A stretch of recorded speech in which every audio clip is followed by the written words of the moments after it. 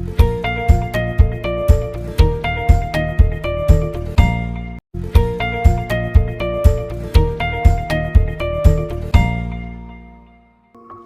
The lord. యేసుక్రీస్తు దివ్యనామంలో ఉదయకాల సమయంలో కార్యక్రమం వీక్షించుచున్న మీ అందరికీ నా హృదయపూర్వక వందనాలు తెలియజేస్తున్నాను.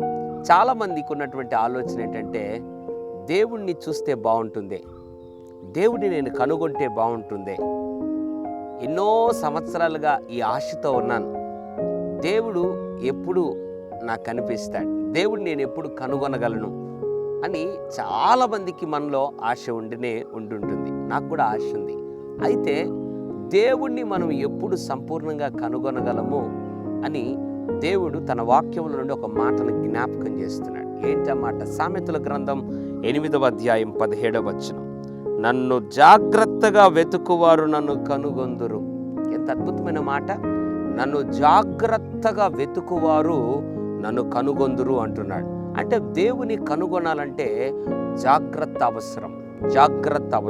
ఏంటి ఆ జాగ్రత్త?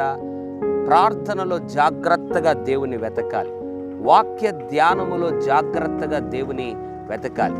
వాక్యం చదువుతున్నప్పుడు ఏదో చదివామా అన్నట్లుగా కాకుండా, ఈ మాట ద్వారా దేవుడు నాతో ఏం మాట్లాడుతున్నాడు, ఎందుకంటే వాక్యమే దేవుడు కాబట్టి ఈ మాట ద్వారా దేవుడు నాతో ఏం మాట్లాడుతున్నాడు, ఈ మాట ద్వారా దేవుని యొక్క స్వరము నాకు ఏ విధముగా ఆయన వినిపింపజేయబోతున్నాడు అని వాక్యములో వెతకటం.